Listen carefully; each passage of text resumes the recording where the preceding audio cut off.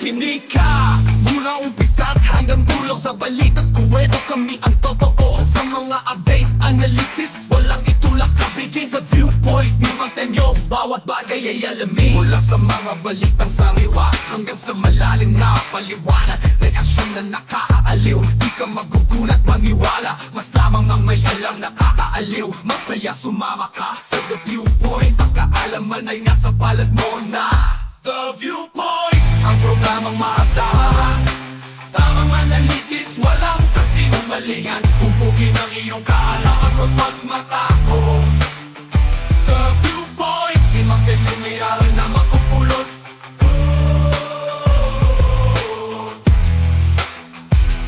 May aral na magpupulot. Manatili sa unahan, huwag kang aatras. Mga usapang seryoso, pagreaksyon maangas. Sumali sa usapan, ang iyong boses ibahagi. Inspirasyon at impormasyon, puro tama walang mali. The Viewpoint, ang programang maasahan. Tamang analisis, walang kasinungalingan. Bubugin ang iyong kaalaman at magmatakot. The Viewpoint, di Panelo may aral na magpupulot.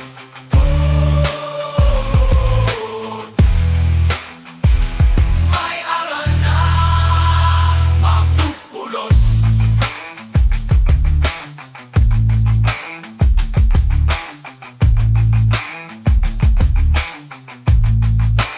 Whoa!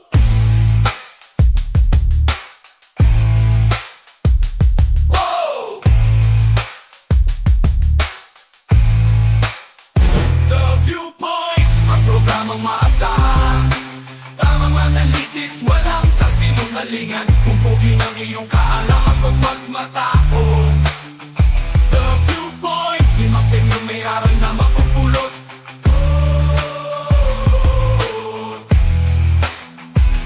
May aral na magpupulot.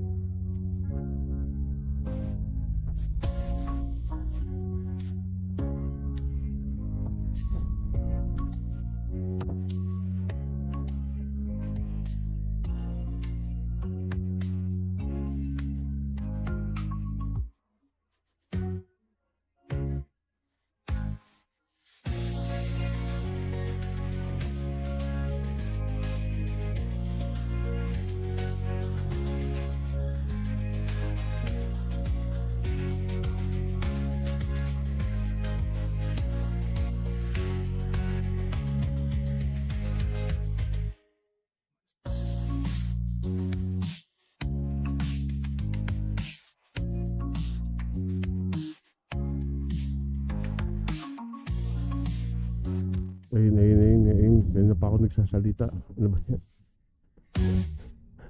Ayan. Hello. Good morning, good afternoon, good evening to each and everyone. Welcome to The Viewpoint with Mang Panelo, signing in. Saan man kayo naroon, ano man ang inyong pinagkakabalahan, sana'y lagi kayo nasa mabuting kalagayan, kapiling ng inyong mga mahal sa buhay. Ayun! Oo. Ayan. 2 million in the house. Naka-live yata si Bro Mike. Okay lang. If you're going to watch kay Bro Mike, no worries. No problem. Oo. Ayos lang yan. Oo. Pwede naman tayo sa team replay. Yan. Maganda yata yung dinidiscuss din ni Bro Mike. So, ayos lang. Yan. So, magandang tanghali sa inyo lahat. Welcome sa Viewpoint with Mang Panelo. Yan. Sa inaabot po ng ating pagsasahing pabawid. Pagsasahing pabawid. Sa inaabot po ng ating palatuntunan ay sana'y laging nasa mabuti po kayong kalagayan, saan man kayo naroroon. Ayan, isang magandang tanghali po sa inyo lahat. At pasensya na kanina, nakat natin yung ating topic dahil sa nagbigay daan tayo doon sa ating doon sa ginawang press con ng Quadcom. And ayun, so bago tayo mag-umpisa, no, ay bati-bati muna tayo. Venzer, hello, wala ka na naman dito. Zone Trooper, yan, oo. Addictus Rex, yan, live din si Kayo. O nga eh, sige, okay lang, no worries. Ghost lang. Ghost lang. Randy Graspe, hello, yan. Oo. Okay lang yan, okay. Meron namang team replay. Yan, pwede naman natin airplay si Mang Temyong. Yan, any time of the day. Saan man kayo naroon. Ang bihirang buhay ito. So ngayon, pag-usapan natin yung munang reaction ng mga ilang mga nagsusuri tungkol sa nangyaring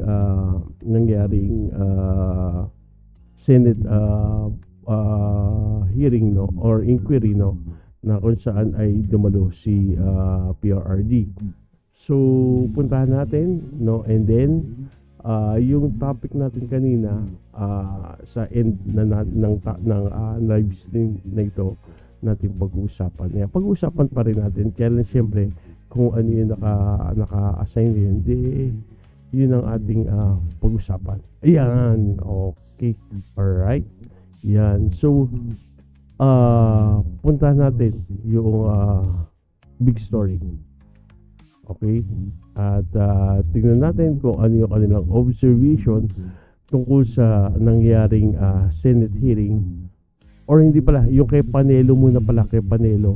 Yung sinabi ni Panelo na doon sa DDSA nagbibiro lang si Prrd. So yun muna ang puntahan natin. Okay, sige, let's do it. Dali lang.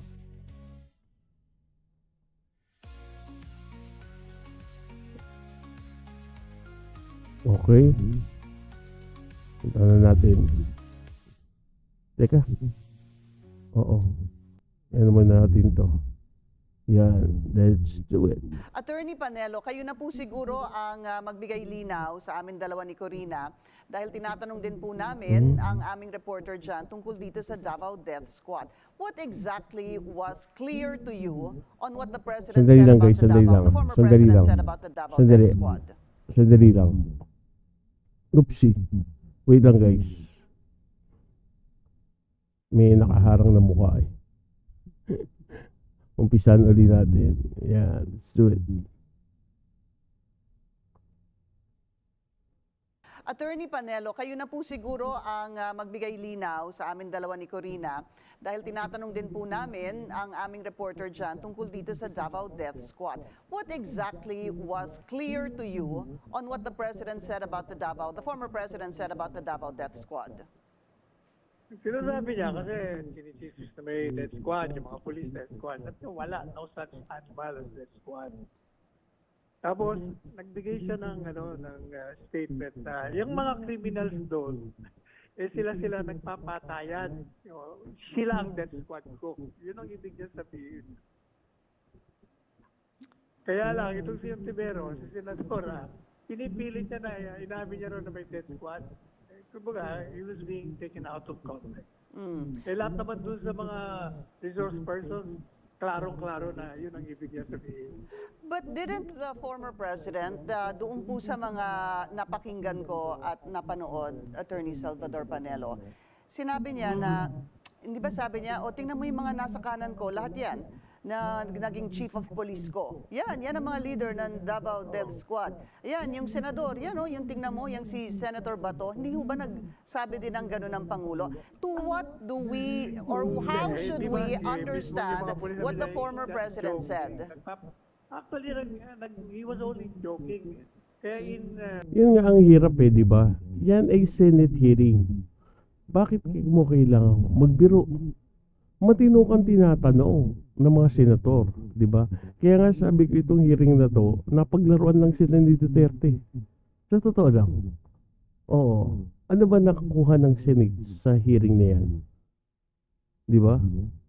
Duterte is the one dictating the tempo of the, or rather, he is the one directing kung saan papunta tong hearing na to. Di ba? Even doon sa DDS nung tinanong siya, sabi ni Panelo, he was just joking. Ay sa palagay ba niya, nagbibiro yung mga senador para sabihin niya yun na ito mga DDS to. Or, he can simply deny na walang Davao Death Squad. Yan ay imbento lang, hindi naman totoo yan. So kailangan ganun ang gawin. Subsequent statements of the president, kinaklaro niya kung sino. Sabi niya, kung hindi, wala, lalo pa mga pulis. Eh, mga matatalino yan. Hindi susunod niya kahit nautusan mo yan. Okay, so it was a joke, Attorney Panelo. Oo, obviously. Kaya nga, di ba, nagre-react si Senador Tiberos, bakit daw nag-ano siya? Hindi naman daw joking matter yun. Hindi naman katatawanan yung Senado. Pero ganyan ang presidente, yun ang style niya ever since. Right. So dahil ganun ang style niya, dapat acceptin mo. He's no longer a president. He was a former president. And yan time na yan, hindi siya nandyan bilang pangulo, kundi bilang resource person. Di ba?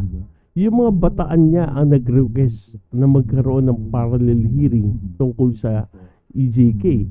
And now, ang sasabihin ni Panelo, yung mga sinabi, yung particular sa DDS, nagbibiro lang ang Pangulo. So, kailan natin siseryosohin ang sinasabi ni PRRD? Well, Right. Yung pagtanong po ni Senator Risa doon sa hindi ito joke, hindi ho ba yun yung tinanong ni Senator Jinggoy kay dating Pangulong Rodrigo Duterte, bakit siya palaging nakatingin sa kanan at hindi sa kaliwa? Tapos meron po nagtawanan. Kaya sabi ni Senator Risa Ontiveros, this is not a joking matter. Si Jinggoy, di ba sinabi niya na, we're just making this situation in a lighter mood, kaya nagbiro siya. Okay. So, Kaya yung sagot din naman ni Presidente Duterte, di ba? Sabi niya, wala naman maganda dyan sa kaliwa. opo, at doon nga po nagkaroon ng konting nagtatawanan po yung mga tao, kaya doon po nagsalita si Senator Risa na this is not a laughing matter. So, okay, so it was a joke. So, Attorney Salvador Panelo, wala pong Davao Death Squad. Ano ho ba talaga? Ang ibig niya sabihin ng merong Davao Death Squad, yung mga kriminal nagpapatayan sa isa't isa. Kung baga, kaya sabi niya, wala nang trabaho itong mga pulis na itong pumatay kasi sila na nagpapatayan. bakit sila nagpapatayan? Sino nag-create ng intrigues para magpatayan sila? And tama ba yun? Di ba? Tama ba yung ganon? Okay, so it's the criminals themselves that comprise the Davao Death Squad. Tama ho, sir? Correct. In other words, that was a euphemism. Ang problema lang itong kay Risa, hindi siya nagkukonsulta, may mga abogado naman siya. Like for instance, she was trying to pin down the former president by saying, do you assume responsibility to the killing of De Los Santos? Everything is a joke to him, sabi ni Benzer. Pagtanggol mo pa Panelo. How can that be? A crime is personal to the offender. Kasi nasabi ni Presidente, when I say I assume responsibility, doon sa policy ko. In other words, if the war on drugs is a failure, o hindi ako failure, I will assume the failure. Pero pagdating sa mga krimen, hindi po pwedeng siya ang accountable doon sa mga ginawa ng mga pulis kung balik. And kahit po ako narinig ko yung sinabi ng Pangulo, kasi marami rin po siyang nasabi tungkol doon, but very clear when he said that I assume legal and moral responsibility for the actions of the policemen during the war on drugs. I think yun ang naging premise ni Senator Risa Ontiveros. That's why she asked, do you assume responsibility? Doon po kay Kian, doon po kay Kulot.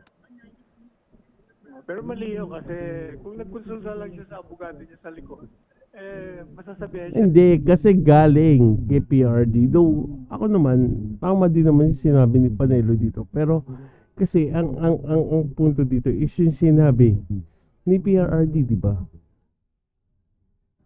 Na crime is personal to the offender. Hindi ko pwedeng Tama naman yun.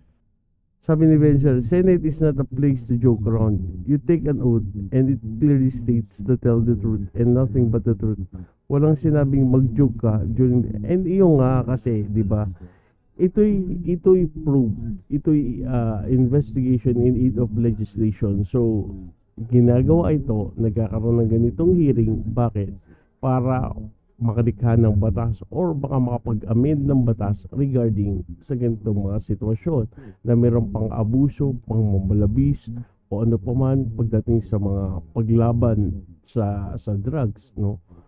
So if the president's telling us na ito mga nangyari kahapon, yung mga sinabi niya is just a joke, so ano yan, yan ay kahayagan at malinaw na kahayagan ng kawalang respeto sa institusyon ng Kongreso, partikular ng Senado. criminal responsibility unless you can prove Hello, Priscilla. conspiracy.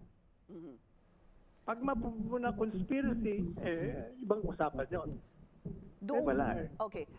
Very quickly though, because I want to move on to something else. Kanina po nagsalita ang ilang miyembro ng House, no, at sinabi nga na ang pag-amin ni dating Pangulong Rodrigo Duterte dito sa Davao Death Squad ay basihan na para kasuhan siya. What do you say to that, sir? Di ba sabi, di kasuhan nyo, hindi kasi mga abogado yan, hindi nila alam kung pinagsasabi nila eh. Walang kaso. What do you think ang... Otherwise, noong pa sila nag-file, di ba? Kaya nga si Senator Jingo Estrada, sinasabi niya si dating Senator De Lima, bakit di ka nag-file? Powerful ka na, cabinet member ka na, kasi hindi totoo. Ano ho sa palagay ninyo ang kahihinatnan? It's not hindi totoo kaya hindi siya nag-file. In-explain naman niya kung bakit hindi niya na-file yung kaso, di ba? Dahil kulang pa nga. I think they're looking for a deeper sinabi din ba dun? Gosh, nawala sa isip ko.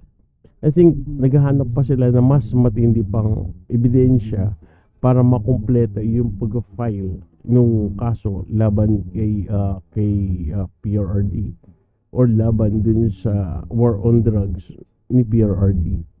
I think wala yatang cooperation coming from the police. Yun yata yung nakita ko o napanood kahapon. That's why even the CHR nahihirapan silang i-file yung kaso dahil yung cooperation coming from the police ay hindi nila makuha due to the EO2 na pinirmahan ni PRRD. Na nitong pagdinig sa Senado because the former Attorney card yung ginamit ni Panelo. president also said tapusin na natin to if it even takes hanggang umaga ay parang wala na uwian. Pinapunta nyo na ako dito eh. Ang ibig niya sabihin, sana kung pwedeng tapusin natin, hindi yung pababalik-balikin niyo ako rito, wala akong pera para biyahe rito. Ordinaryo lang akong tao ngayon. Yung retirement ko lang ang ginagawa ko. Tapusin na natin to ngayon. Alright. Attorney Panelo. In other words, kung anong lahat ng mga tanong nyo, tanongin nyo na ako Oo. para masagot ko lang lahat. Kaya Yun nga lang sabi naman niya, yung sabihin niya. kahit abutin tayo ng umaga dito, hindi ho ba yun ang sinabi niya? Kasi mukhang he was in his element, malakas siya. Siguro nakatulog siya ng maganda bago siya pumunta, kaya gising siya.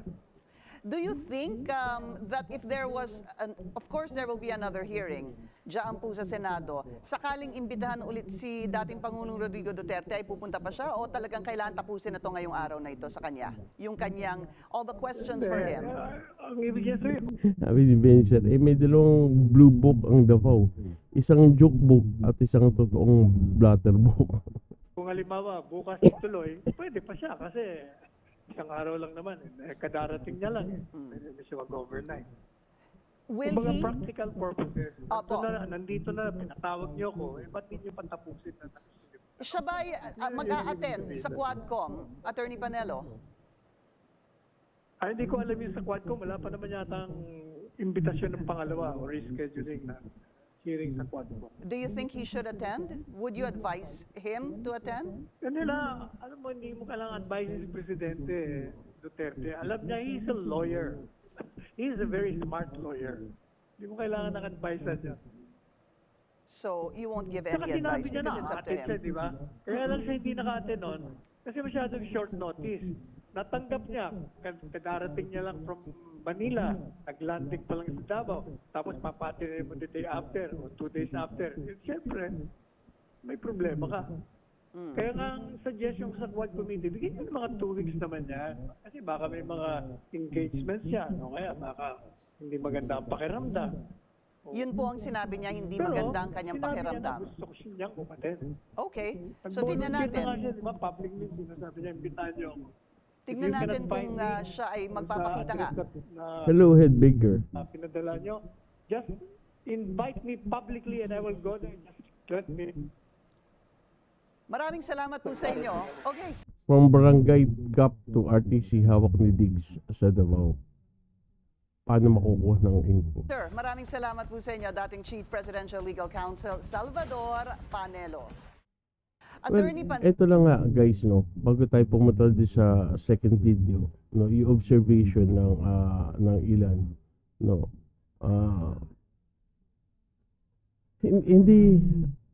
hindi ko alam kung kailan mo seseryosohin si PRRD, kailan mo seseryosohin yung sasabihin niya, and kailan mo dapat i-take yun as a joke. Kasi nga, gaya ng sinabi ko, di ba, ito'y in aid of legislation. Ngayon, kung yan, dadaanin niya sa joke-joke lang, hindi ba, pambabastos yun sa Senado? Di ba? Kaya nga ng akin, sabi ni Vencer, sabi ni Biden, mang terms sa mga evil deeds na ginawa nila, lugmok sa credibility ng mga pulis, kawawa naman yung mati. Totoo yun. True yun, I agree with you. Sabi ni Vencer, galit sa drugs, pero si Basti, may video na huy. Di ba? Yun lang ano natin. Ano ba to? Lahat joke? Di ba? I mean, napaka-serious na dahilan bakit ka pinatawag dyan. And then they just throw a joke. Masabi ba? Joke lang yan.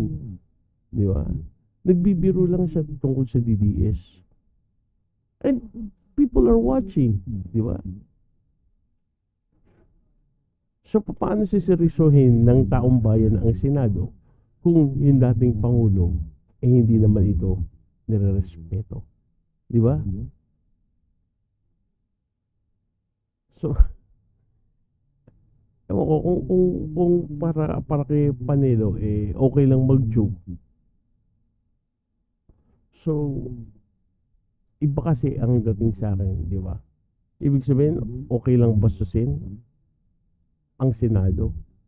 Daanin mo lang sa joke. Di ba? Oh, joke lang naman yan. Huwag yung seryosohin. Pag may inambitahan dyan na resource person, joke lang. Huwag nyo isa-seryosohin. So, yung paglikha ng batas, joke din. Ewan ko sa inyo. So, puntahan na natin yung second topic natin. Yung observations nila tungkol sa nangyaring hearing sa Senate. Let's do it. Today, let's start from a big picture. Let's start from a big picture perspective. Tell me guys kung may audio. Please tell me kung may audio. So much to unpack today. Let's start from a big picture. Let's start from a big picture perspective. What were your biggest takeaways, or what about the hearing stood out to you? Well, the one thing is that it was not surprising that Mr. Duterte behaved the way he did, and I think that's to the benefit of a lot of people, particularly the victims, because he said a lot of things today that might be useful in attempts to bring him to justice. You know, he admitted having his own death squad. He admitted, inducing police officers to commit crimes, things like that. So, in that sense, this was the hearing was, I would say, very revealing.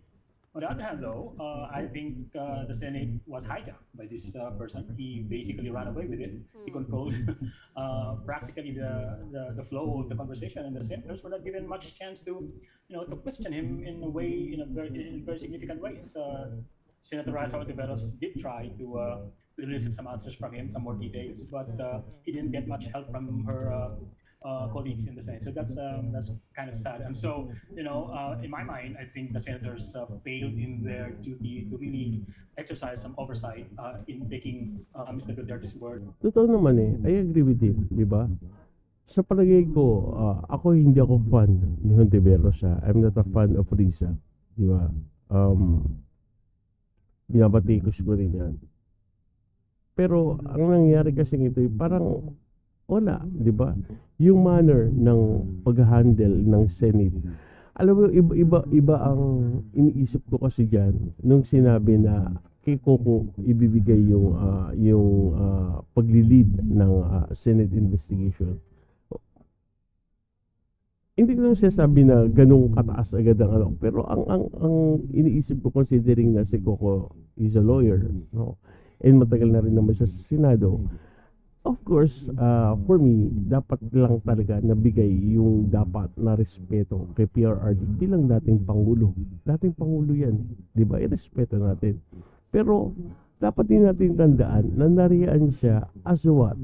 As a resource person. So, kung ano yung pagtrato natin sa resource person, dapat ganoon din ang pagtrato natin sa kanya. Considering na hindi na siya presidente ngayon. He's just an ordinary citizen. Di ba? So, just imagine, di ba? Diyan na lang, puro pagmumura. Wala nga yung unparliamentary behavior eh. Di ba? Nawala. Nakita nga natin yung unparliamentary behavior eh.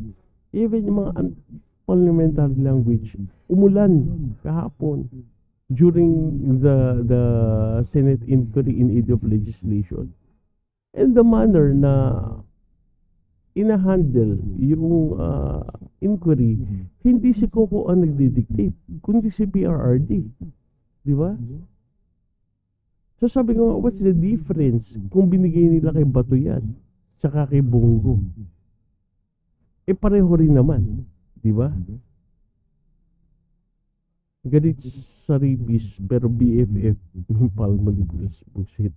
And holding it up to light, to make him in the future possibly accountable for what he did. So yeah, that's my take on that one. Oh, nga, it's former President Duterte was at one point the one who was questioning the senators, right?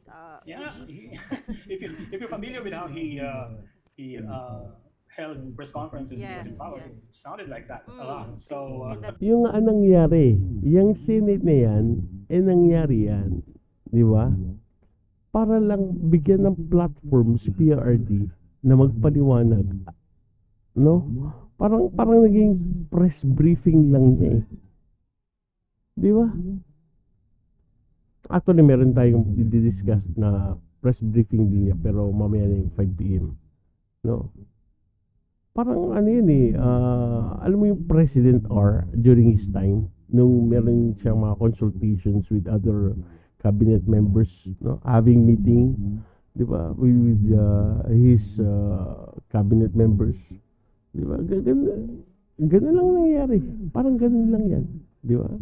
And the cursing and the use of expletives at every turn, they couldn't get a hold. They couldn't, control that. They couldn't put a stamp that's on true. it. That's true. I mean, it's people will probably say, "Oh, no, it's just profanity and all of that." I mean, we're dealing with a lot more important issues here, such as the killings. But unfortunately, not a lot of information about specific cases or about how they conducted the drug war were elicited from Duterte. A lot of what he said were self-serving. And I forgot to mention earlier that, in fact, this is actually kind of the design by Senator Bato de la Rosa and Senator Bongo to hold this hearing. Because keep in mind, they were the ones who wanted this to happen. And as we saw today, they pretty much gave the Senate hearing as a platform for Mr. Duterte and for Mr. de la Rosa himself, who is a respondent in many of these. Sabi ni Biden, the Senate has been a comedy of errors for Jinggoy to mock De Lima and PRRD to act misogynist towards her is disturbing and disgusting, to be honest. And it's true. I think ginamit naman ni Jinggoy, for me, yung pagiging senador niya, since si De Lima resource person lang, no. I feel no, na yun nangyari kahapon na pambabastos, quote and unquote, ni Jinggoy kay De Lima, it's just a retaliation of what happened before, no, yung kanilang first encounter where De Lima, no, kinasuhan si Enrile, si ano pangalan ni Buduts? I forgot his name. Nag-ad hominem tuloy ako. I forget his name. The actor, yung kaibigan nila. Si Enrile, yung he's from Cavite, the senator from Cavite, and then si Jinggoy, di ba? Si De Lima ang nagkaso sa kanila ng plunder. Now, since si De Lima resource person and si Jinggoy ay senador pa rin, di ba? So, I think yun yung ginamit niyang platform para hiyain at payain si De Lima. Oo. Sabi ni Vencer, namudla si Bato nang tinuro siyang member ng death squad. Sabay banat ng joke lang niligis ulit. Payback time si Jinggoy kay De Lima. Yes, I guess. Oo. Vencer, ano pangalan nung artista din yan? Yung senator galing sa sa Cavite. Kalimutan ko. To stick to their own narrative and defend the draw. But Kaloy, the onus on controlling the hearing and controlling the narrative of that hearing, though, is not on the former president but on the senators. Were you happy with how they conducted the entire hearing? Oh, not at all. I think, and you're right, the onus is on the senator, particularly Senator Coco Pimentel, who was chairing the whole proceeding. The thing is that what Mr. Duterte did was not surprising. In fact, I kind of expect him to do exactly what he did. I would be more surprised if he didn't.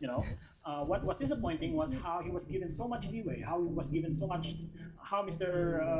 Pimentel cut him a lot of slack to the detriment of the others who may have questions, particularly Senator Rizal Pimentel. Well, Kaloy, Yeah, totoo yun. Totoo naman. I agree. Doon sa sinasabi nga, di ba? For me kasi, I am expecting much from Coco. Totoo lang. No? And so happened na yesterday, parang naging referee lang siya.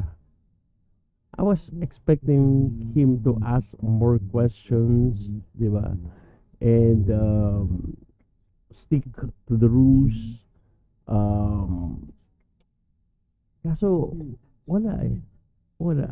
Including yung mga pagmumura ni Duterte na he tolerated it.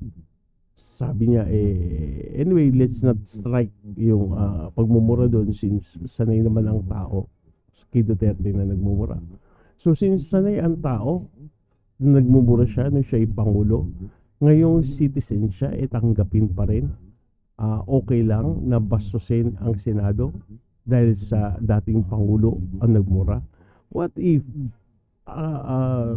certain or let's say a common Juan de la Cruz, di ba, become a resource person dyan sa Senate, and all of a sudden itong si common Juan de la Cruz biglang napamura,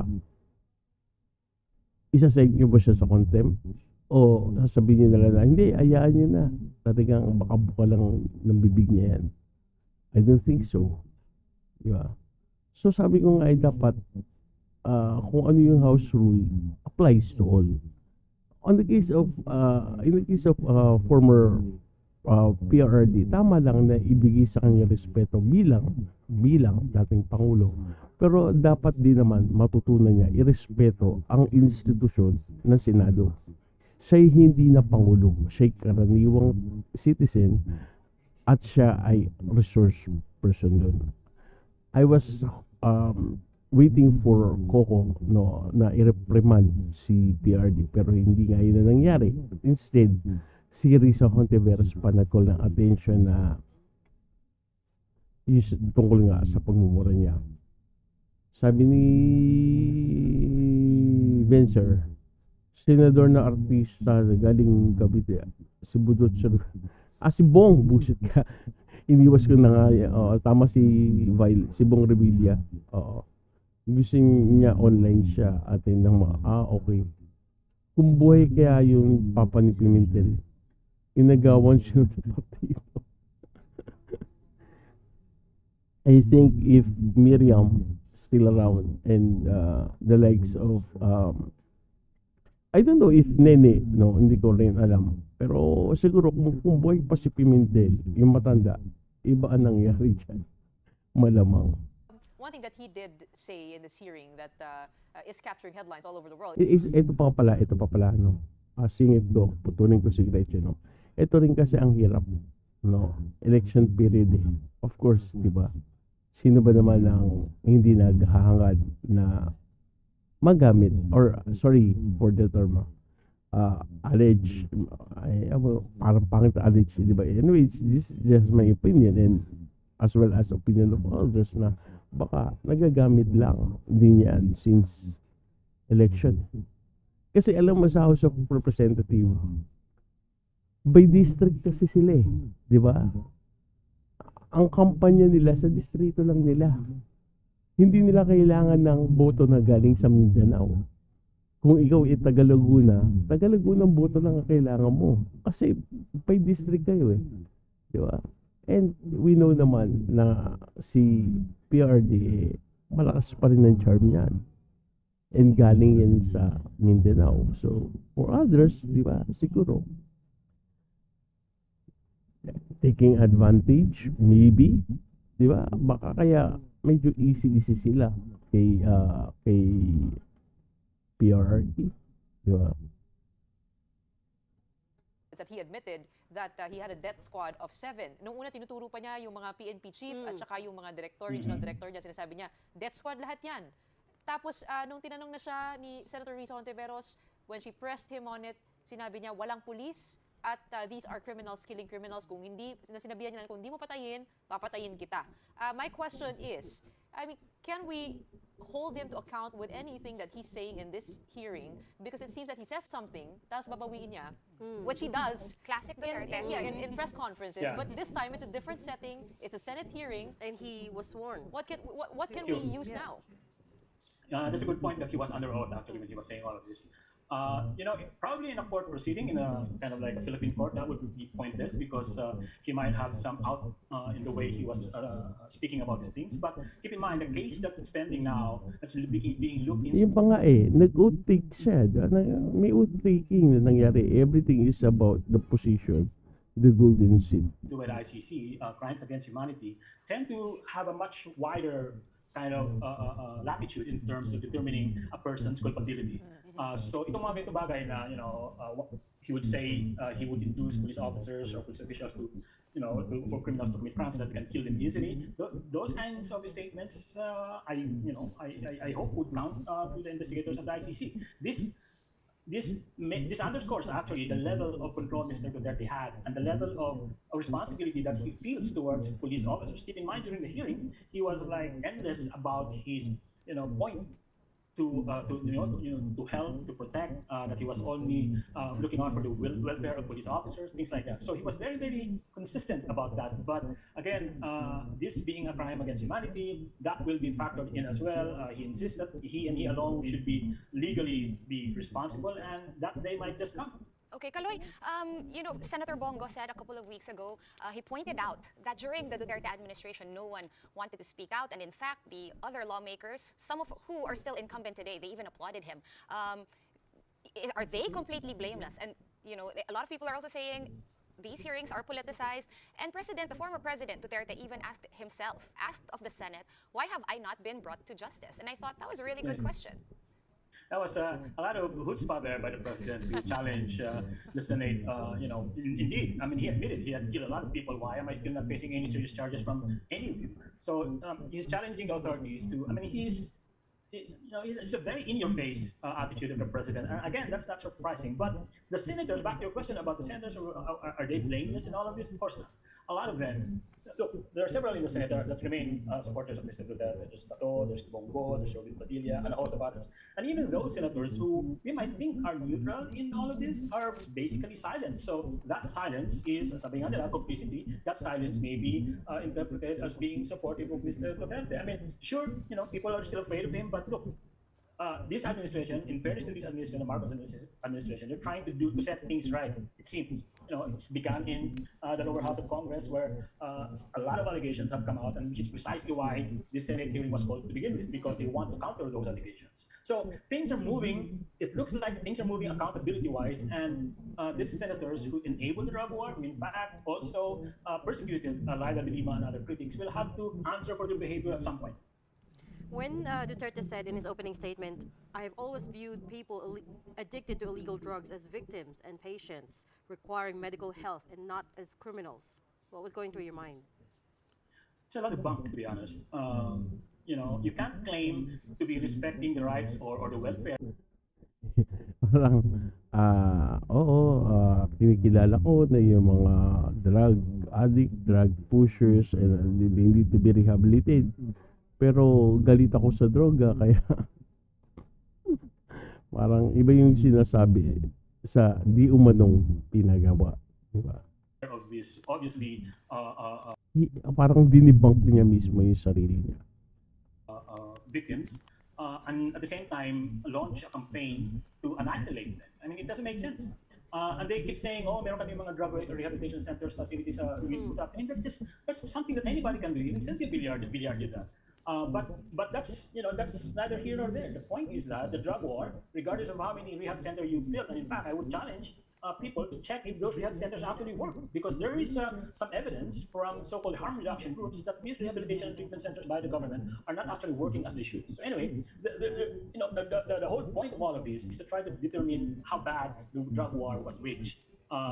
It should be assumed that if you are a sane and responsible leader, rehab and treatment should be the first thing to do, because if you recognize that the drug problem is a health problem more than a safety problem, that should be the first thing that you will deal with. But this president, no, the first day of their office, they issued the directive to launch the drug war. What does it say? And then after that, dozens and dozens, hundreds, and then thousands and thousands ended up dead. I mean, The truth, personally, ako ayoko of course, sino ba naman nasa matinong kaisipan na papabor sa drugs? Wala naman tayo, ayaw natin yan. Walang tao na nasa matinong kaisipan na gustong lumaganap ang droga sa bansa natin. Of course not. First, yan ay napaka-delikado, lalong-lalo na sa mga kabataan. At alam naman natin yan, ang ugat ng kriminalidad. So for us, gusto natin masugpo yan. Gusto natin matigil yan. Diba?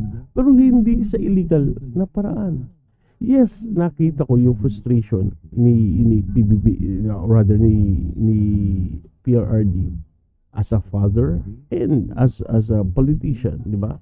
Dahil nakita niya yung takbo ng droga, nakita niya yung mga resultado nung nangyayari sa droga, di ba? Marami na rape, marami na papatay, kabataan, nasisira ang kinabukasan, pero meron tayong due process eh. Di ba? Hindi po pwedeng sabihin mo na I tell them, I encourage them, I told the police to encourage them to fight. Di ba? Inganyohin nyo. Di ba? Inganyohin nyo na manlaban. Para kung sila'y manlaban, and then patayin mo. So what's the due process?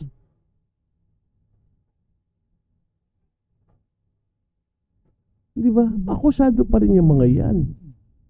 And may korte tayo. Na dun dapat nila patunayan kung sila man ay inosente o guilty based on the evidences na ipipresent sa korte. Di ba? Based sa magiging final judgment ng judge.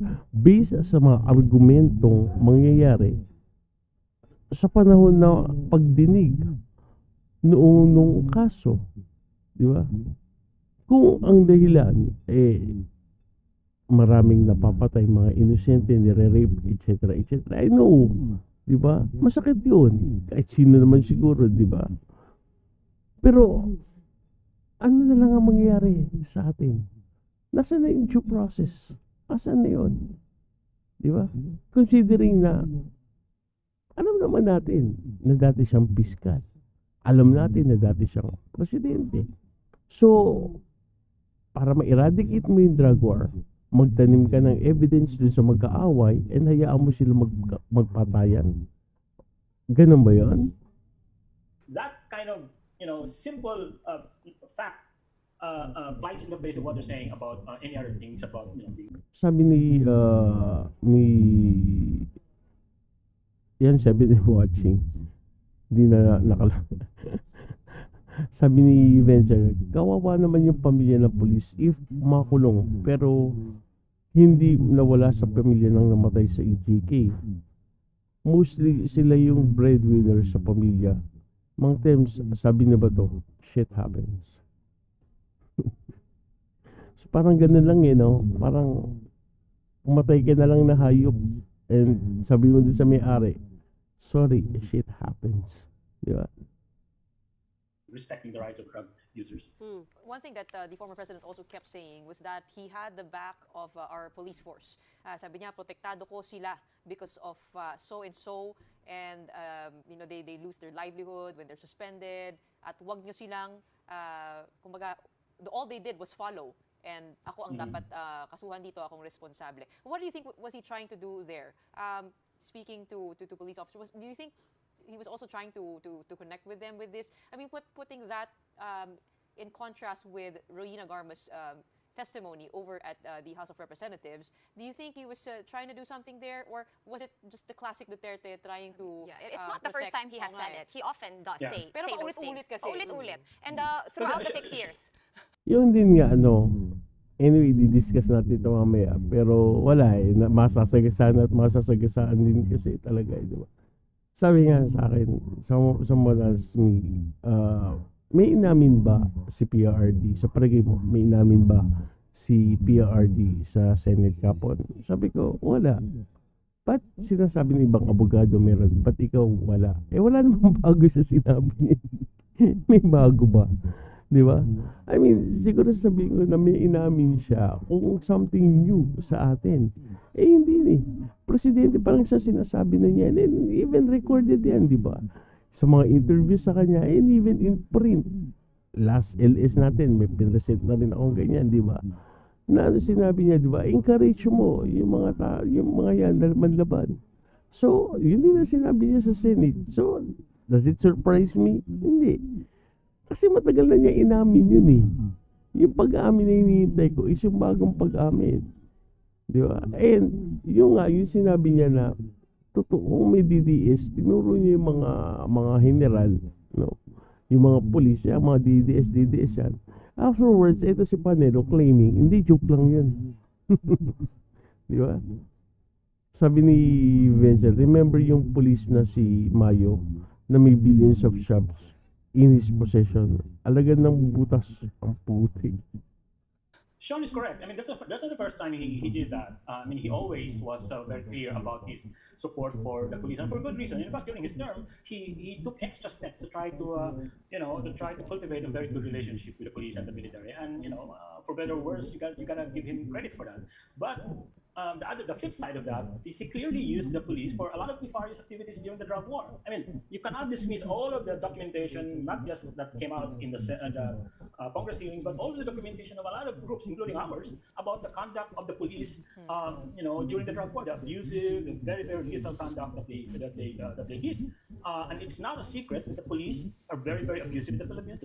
A lot of them are very, very corrupt. Not all, obviously, but that's the kind of organization that is perfect to enforce something as lethal and I would say egregious as the drug war. So there you go. I mean, Duterte had to do that. He had to make sure that the police are they are taken care of. That's the bottom line for him. Okay. It's his modus. So yeah. Keep in mind that the five suspects who are said to be going to be served warrants of arrest by the ICC are all policemen. They are critical to this investigation. And with Rowena Garma being called up when she was in detention, pinaliwanag doon ni Presidente kung bakit INC ang gusto niya na mag-lead ng kanyang drug war. I mean, all of those things, it is quite worrying, right? That's why I was wondering if this was a message that the former president was trying to send to the police force. Well, one way to look at this is that he's signaling to the police force, to those who work with, to kind of circle the wagon. They need to protect each other because obviously the ICC is targeting the most responsible in these crimes against humanity. It's Duterte, Bato, and other high-level officials. But if the Department of Justice of the Marcos administration is serious about accountability and holding people, to account or bring them to court for the crimes they did during the drug war, then some other police officers, lower level, are vulnerable for that. And Mr. Duterte is basically telling them, I have your back. And that's because it's a self-serving kind of thing to say.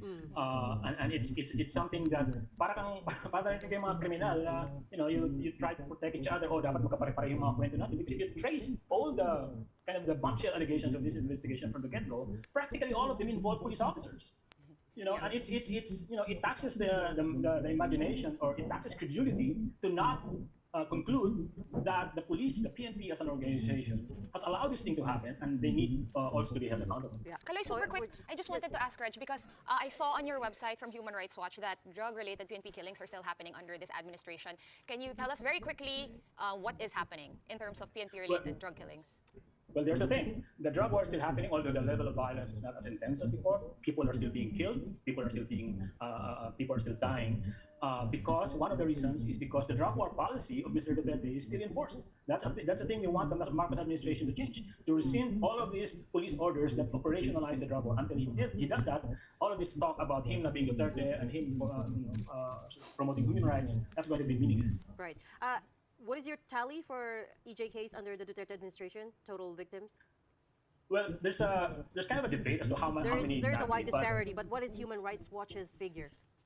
We don't do that. We don't do quantitative thing. We just do qualitative. But if we go by what the police officially admits, like the 6,252 deaths, ng mga naglaban since 2016 up to 2022, that's a lot of people who died na naglaban lahat. And in fact, meron mga sinabi si Father Flavio during the hearing. Yeah. If all those people actually naglaban, it goes without it, logically, dapat meron mga baril yung mga yan. Nasaan yung mga baril na yun? And The problem with the nanlaban kasi, na sinasabi is, iisa ang baril. .36 caliber. Ano ngayon ang problema dun? Just imagine, if you're a drug lord, isipin niyo lang, drug lord ka, ang protector na baril mo is 36 caliber lang. Hindi ba kapag gano'n, mas sosyal? Mas bigatin ang baril na bitbit mo. Di ba? Ba't lahat na lang? For 36, even yung nangyari sa Davao. Di ba recently, dun sa war on drugs ni Baste, 7 ang napatay. Ano yung gamit na baril? 36 caliber? And lahat halos yung mga 36 caliber na yun is burado ang serial number for whatever reason, di ba?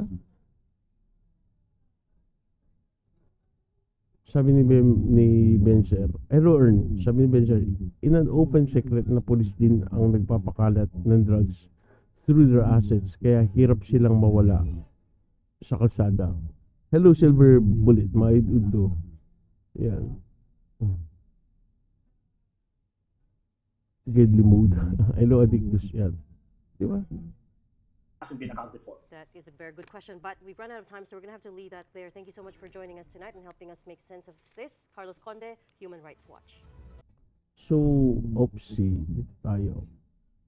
Mukhang papos tayo sa oras But, teka lang guys. Nawala ako. Yun.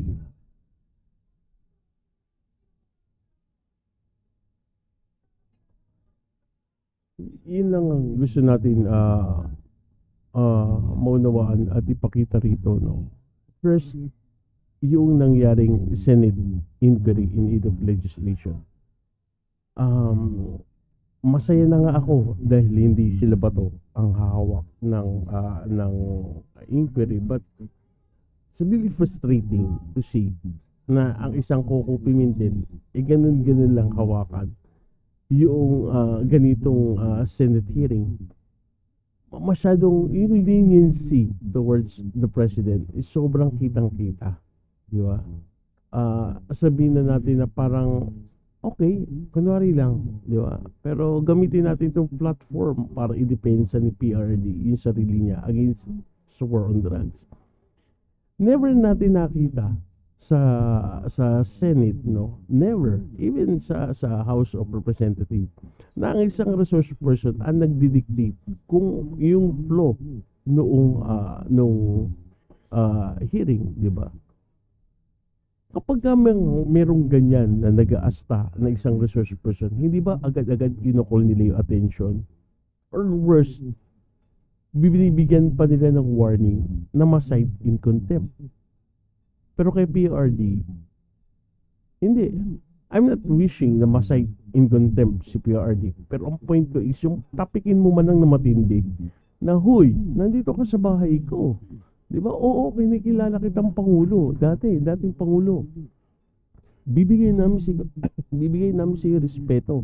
Pero galangin mo naman kami. Galangin mo naman tong bahay namin. Huwag kang mura na mura dito. Di ba?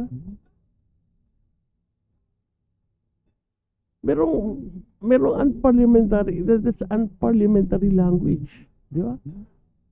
Kapag ang ginagamit siya ng mga ordinary resource person, pinakamatindi na yung warning eh. Pero malas-malas, contempt agad yan. Ano sinasabi ng mga senador kapag karaniwang resource person? Aside from he's lying, di ba? Ano sasabihin nila? Nagiging disrespectful yan sa chair, di ba? Evasive, di ba? Ano pa sasabi nila? Marami siya sasabi kapag kami ganong umaasa na resource person. And yung nga, dumarating pa sa point na pinakukontempt nila. Bakit si PRD? I'm not saying na i-contempt nyo si PRD. No. Sa simple na boss. Hindi, actually, pangit din tawagin boss eh. Former president, di ba? Alam namin na ganyan ka no ikaw ay nasa Malacanang. Wala ka na sa Malacanang ngayon. At hindi ka na Pangulo. Di ba? Huwag ka magmumura dito. Bahay namin to. Di ba? And yung pagdidictate niya ng tempo or not tempo but yung pagdidictate niya ng flow ng pinaka-hearing. Di ba?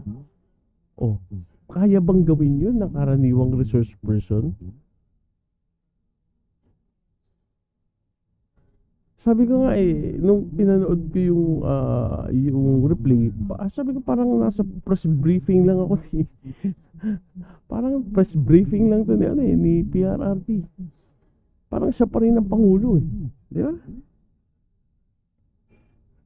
9mm ang standard na issue ng PNP. Sabi ni Venture, same nung kay Attorney Torion, resource person ang nagpo-point of order. Kaya nga, Venture, Mr. President, pa nga ang address ni Kiko. Sa akin wala namang problema. Kung minsan, siguro nakasanayan na if ina-address pa rin siya ng Mr. President, baka nakakalimutan lang nila or baka ganda lang talaga. Sige, bigyan na natin sa kanila yun. Di ba? Kung yun talaga nasanay nila, yun talaga kanila. Pero, yung manner na nandoon si PRD is pambabastos na yun. Diba? And wala namang nag-call kung hindi si Risa lang. Diba? And yung ang tanong ko, meron bang iba sa inamin o sa sinabi ni PRD na matagal niya sinasabi nung Pangulo pa siya? Wala naman, di ba? Siguro kung meron mang napuna, yung tinuro niya yung mga general na di umano member ng DDS. Di ba? Na sinabi niya, inamin niya directly na meron DDS. Di ba? And isa pa na napuna ko dun sa anyway, dapat kasi mamaya ito andito na, sige, discuss na natin yung pag-change na naman ni PRD na kanyang statement. Remember, dinamay niya yung isang religion, di ba? Ang sinabi pa nga niya doon sa isang statement, well, hanapin ko yun doon sa interview niya na parang pinatunayan niya na totoo na nagpaharap siya ng INC kasi mapapagkatiwalaan, lalong-lalo na pagdating sa pera. Di ba? And then, nung naupo na naman siya doon, iba na naman ang tono niya. Wala akong sinabi na nagpapahanap ako ng INC. Di ba? Sabi ni Violet, na normalize na grandstanding at kabastusan ng times. Kaya nga di ba? Yung ang tanong ko, Bakit walang ginawang hakbang ang mga senador na punahin si PRRD? Aside from Hontiveros, di ba?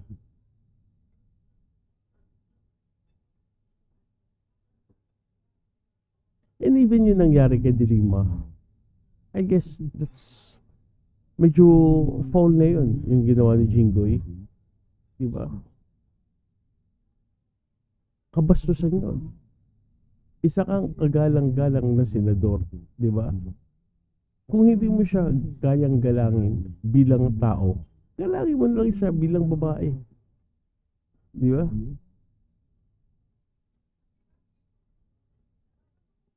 I feel na nabastos talaga si Didiba dun. Even yung kay PRD, di ba?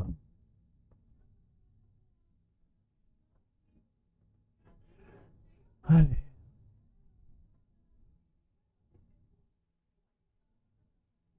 Oh, one versus all si Senator Riza. Totoo naman.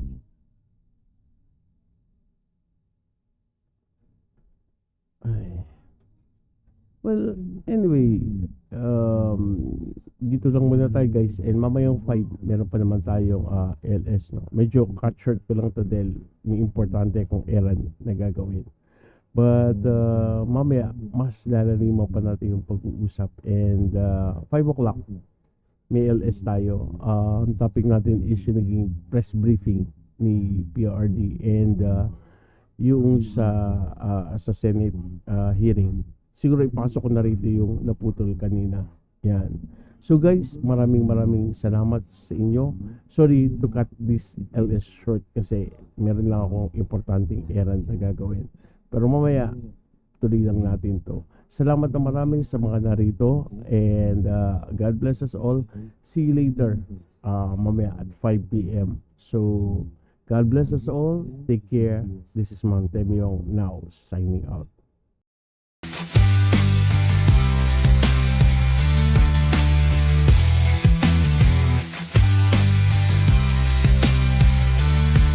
We are pulse, the heartbeat, the beat. What's happening now? From street to elite with Max and Young. Take your seat. The viewpoint with knowledge and passion meets. Stay ahead, stay sharp, don't lag behind. In-depth discussions, expand your mind. Join the conversation, let your voice find inspiration and info, the perfect kind. Tune in, listen close, here's the deal. Bite-sized episodes, we keep it real. Updates on events, the latest drill. Mang Temyong's view got the perfect feel. The heartbeat, the beat, what's happening now? From street to elite with Mang Temyong, take your seat. The viewpoint, the knowledge and passion meets. From breaking news to analysis, deep engaging reactions. Don't fall asleep. Stay informed, entertained, take the lead with the viewpoint, knowledge you'll keep. We oppose the heartbeat, the beat. What's happening now? From street to elite with Max and Young, take your seat. The viewpoint, the knowledge and passion meets. We oppose